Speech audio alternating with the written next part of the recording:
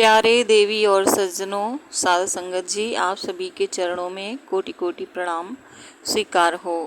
साध संगत जी, इस बार जो देवसैनी एकादशी है 2023 की, वो 29 जून को पड़ेगी और अब की बार जो चातुर्मास है वो 5 महीने का पड़ेगा। साध संगत जी, किस तरीके से क्या प्रक्रिया है, आप सभी को इसकी विस्तार पूर्वक जानकारी देंगे।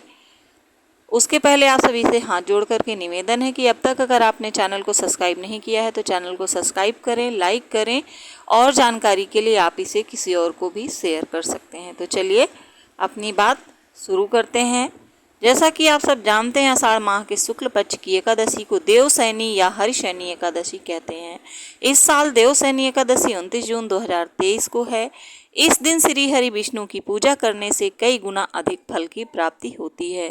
देवशैनी एकादशी के दिन से ही जगत के पालनहार भगवान विष्णु का निद्रा काल शुरू हो जाता है, यानी इसी दिन से चातुर्मास की शुरुआत होती है। चातुर्मास शुरू होने के बाद से सारे शुभ और मांगलिक कार्यों पर रोक लग जाती है।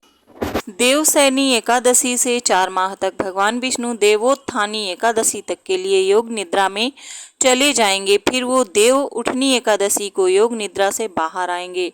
जब चातुर्मास का समापन होगा, देव उठनी एकादशी 23 नवंबर को है। इस तरह से चातुर्मास 30 जून से लगेगा और 23 नवंबर को खत्म हो जाएगा। इस बार श्रावण पुरुषोत्तम मास होने की वजह से 2 माह तक है, इसीलिए चातुर्मास की अवधि 5 माह होगी।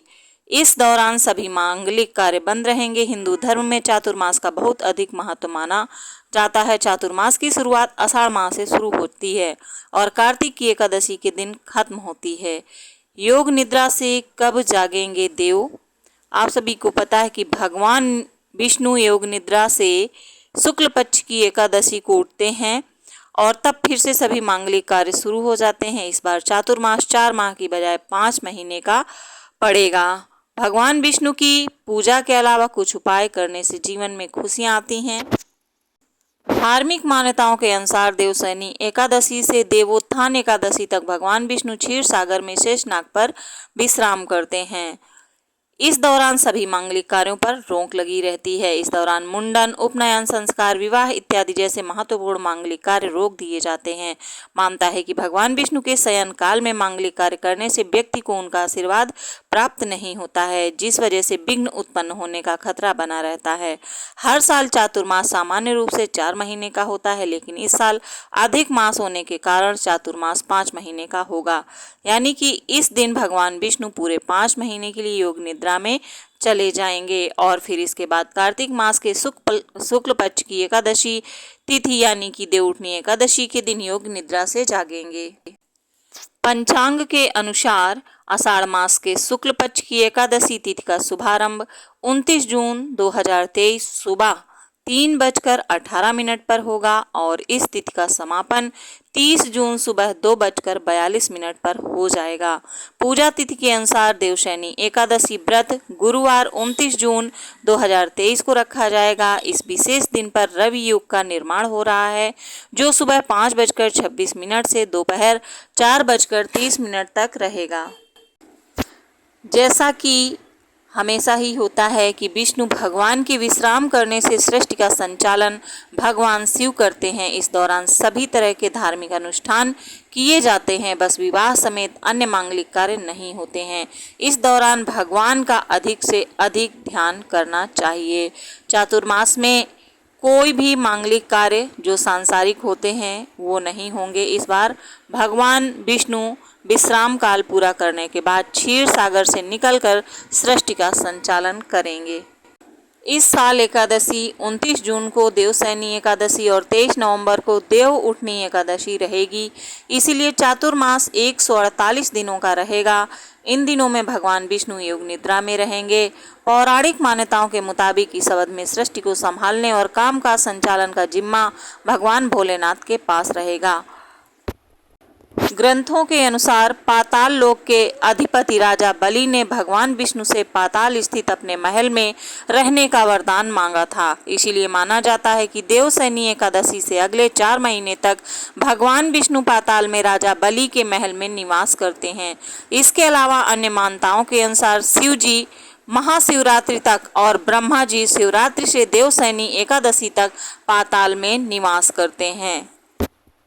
इसके साथ ही चातुर्मास में संत एक ही स्थान पर रुककर तप और ध्यान करते हैं। चातुर्मास में यात्रा करने से यह बचते हैं क्योंकि ये वर्षा ऋतु का समय रहता है। इस दौरान नदी नाले उफान पर होते हैं तथा कई छोटे छोटे कीट उत्पन्न होते हैं। इस समय में विहार करने से इन छोटे छोटे कीटों को नुकसान होने की संभावना रहती है। इसी वजह से जैन धर्म में चातुर्मास में संत एक जगह रुककर तप करते हैं। चातुर्मास में भगवान विष्णु विश्राम करते हैं और सृष्टि का संचालन भगवान शिव करते हैं। देव उठनी एकादशी के बाद विष्णु जी फिर से सृष्टि का संचालन संभाल लेते हैं। इन चातुर्मास में पूजा और ध्यान करने का विशेष महत्व है। देवसैनी एकादशी से देव प्रबोधनी एकादशी तक भगवान विष्णु विश्राम करेंगे, शिव जी सृष्टि का संचालन करेंगे। इन दिनों शिव जी और विष्णु जी दोनों का अभिषेक करना चाहिए। विष्णु जी को तुलसी तो शिव जी को बेलपत्र चढ़ाना चाहिए। साथ ही ओम विष्णुवे नमः और ओम नमः शिवाय मंत्र का जाप करना चाहिए। इन दिनों में भगवत कथा सुनने का विशेष महत्व है। साथ ही जरूरतमंद लोगों को धन और अनाज का दान भी करना चाहिए और अपने खान पान का विशेष ध्यान भी रखना चाहिए क्योंकि चातुर्मास में बारिश का मौसम रहता है। इस कारण बादलों की वजह से सूर्य की रोशनी हम तक कम पहुंच पाती है। ऐसा होने से हमारी पाचन शक्ति कमज़ोर हो जाती है जिससे कि हमें अपने खान पान पर विशेष ध्यान रखना चाहिए वरना पेट से संबंधित बीमारियां होने लग जाती हैं। तो देवी और सज्जनों, आप सभी तक ये जानकारी पहुंचाई है। आप सभी को ये जानकारी कैसी लगी है कमेंट करके बताइएगा और चैनल पर पहली बार विजिट किया है तो चैनल को सब्सक्राइब कीजिएगा, लाइक कीजिएगा और शेयर कीजिएगा। तो मिलते हैं आप सभी से ऐसी ही जानकारी के साथ में अगले वीडियो में। तब तक के लिए जय श्री नारायण हरि।